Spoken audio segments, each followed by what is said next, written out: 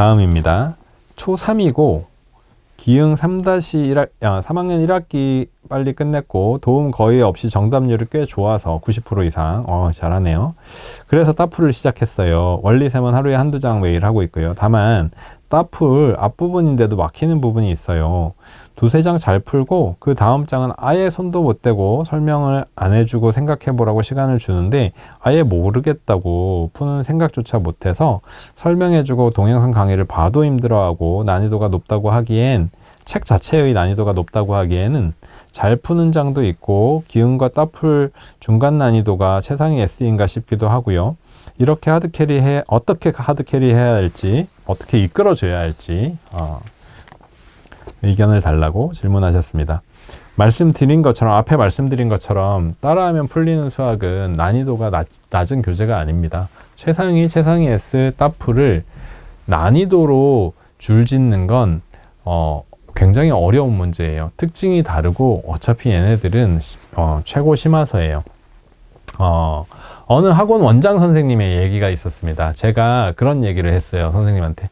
최상위 S가 난이도가 낮지 않고 최상위 S를 가르치는 게 좀 더 체계적인데 왜 최상위 S 안 하고 학원에서 최상위 써요?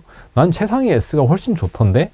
라고 하고 이제 제가 실제로 가르칠 때는 최상위를 쓰는 반도 있고 최상위 S를 쓰는 반도 있었는데 그렇게 물어봤는데 이 원장님이 어떻게 보면 되게 현명한 사업적인 대답을 해주셨습니다. 엄마들은 줄 세워서 제일 어렵다라고 사람들이 얘기하는 교재를 하기를 원해요. 이렇게 대답해 주셨어요.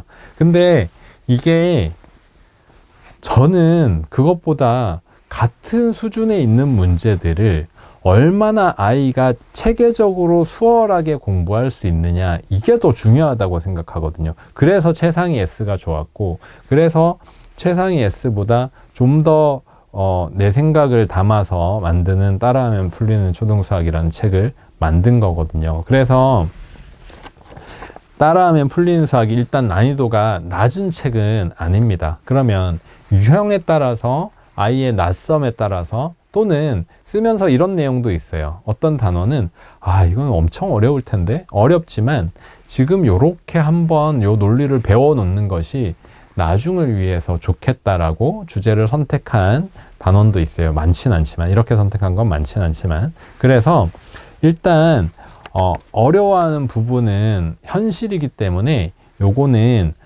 최선을 다해서 해보고 일단 덮어두시는 게 아이가 이해할 수 있는 수준에서 하고 덮어두시는 게 좋을 것 같고요. 여기에 더불어서 저희가 따라하면 풀리는 수학을 만들면서 아이가 어려워하는 부분이 있으면 서포트를 해드리려고 되게 많이 노력하고 있어요. 그래서 이런 케이스에는 네이버 카페에 찾아오셔서 천종현 사고력 수학이 아니죠. 천종현 수학연구소 네이버 카페에 오셔서 어떤 부분이 어렵고 어떻게 아이가 어려워한다, 전혀 모른다 이런 사연을 남겨주시면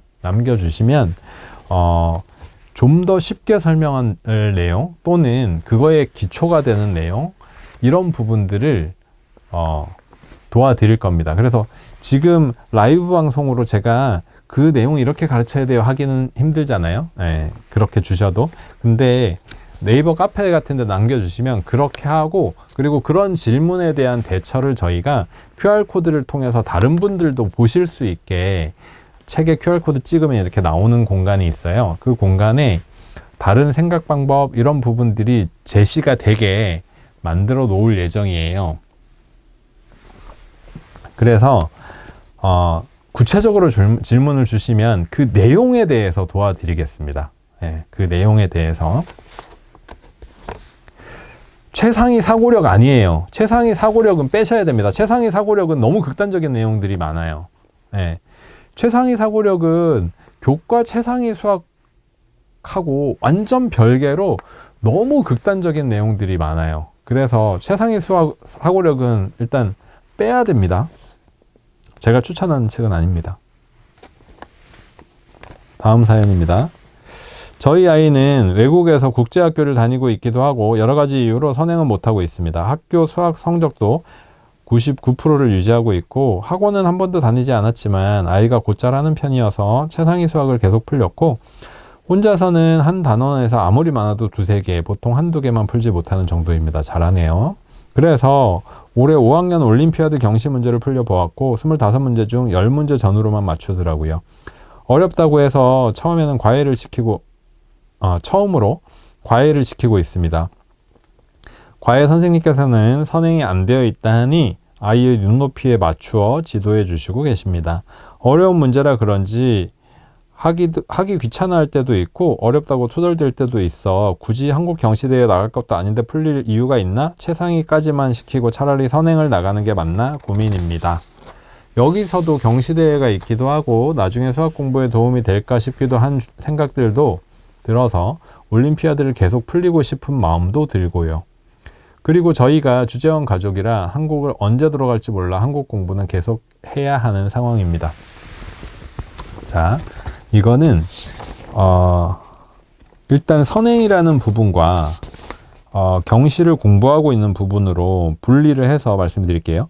최상위도 아주 잘하고 있는 친구고 지금 5학년 과정이라고 하면 정말 어렵게 수학이 어려워지는 과정에 있고 그 과정에서도 최상위 수학을 잘하고 있다라고 하면 뭐 그거 자체에 대해서는 말씀드릴 필요가 없을 것 같아요. 첫 번째 경시는 최상위 수학을 잘한다고 해도 5학년을 넘어가는 경시는 완전히 논리가 다른 문제들이 나오기 시작합니다. 많이 따져야 되는 것들도 있고 따져야 되는 문제들이 그리고 상당히 많아요. 그래서 경시에 대해서는 이거는 선택의 문제라고 저는 생각합니다. 나중에 진짜 특목고까지 생각해서 지금 교과 이상의 수준, 교과 최상위까지도 사실은 수학적으로는 잘할 거예요, 앞으로. 그래서 충분히 잘하고 있는 거예요. 그래서 요건 선택의 문제예요. 이거 이상으로 경시까지도 도전할 건지, 도전하는 것 자체가 나쁜 게 아니잖아요. 그리고 지금 아이가 투덜투덜하고 하기 귀찮아하고 할 때도 있다고 하지만 꾸준히 하면 늘어요. 늘면 이게 어느 임계점을 지나면 아이가 즐겁게 할 수 있는 자질을 가지고 있는 아이라고 생각합니다. 저는 아이를 잘 모르지만 그래서 경시는 선택의 문제겠다. 어머니께서 만약에 경시도 좀 했으면 좋겠다 하시면 하면 되죠. 그거 자체가 나쁠 게 없다. 일단 첫 번째는. 두 번째는 선행에 대한 부분인데요. 여기 마지막. 한국을 언제 돌아갈지 몰라 한국 공부는 계속 해야 하는 상황입니다. 자, 지금 만약에 학년을 안 적어주셨는데 5학년이라고 할게요. 5학년 1학기 거를 봤다고 하니까 4학년 2학기거나 뭐 5학년일 것 같은데 중학교 한 1, 2학년에 한국을 갑자기 돌아오면 문제가 생겨요. 그게 무슨 문제가 생기냐면 단일 학원이 없게 됩니다. 단일 학원이 있죠. 어떤 학원을 다닐 수 있냐면 개별 지도 해주는 학원을 다닐 수 있어요. 저 실제로 그런 경험이 있어요. 제가 저희 아이들을 외국에 공부 보낸 경험이 있어서 2년 외국에서 공부하고 오면서 수학 공부를 하나도 안 했더니 단일 학원이 없더라고요. 이런 경험이 있어요. 그래서 지금 말씀처럼 이런 문제가 있다라고 하면 심화학습은 충분히 잘 하고 있는 것 같고요.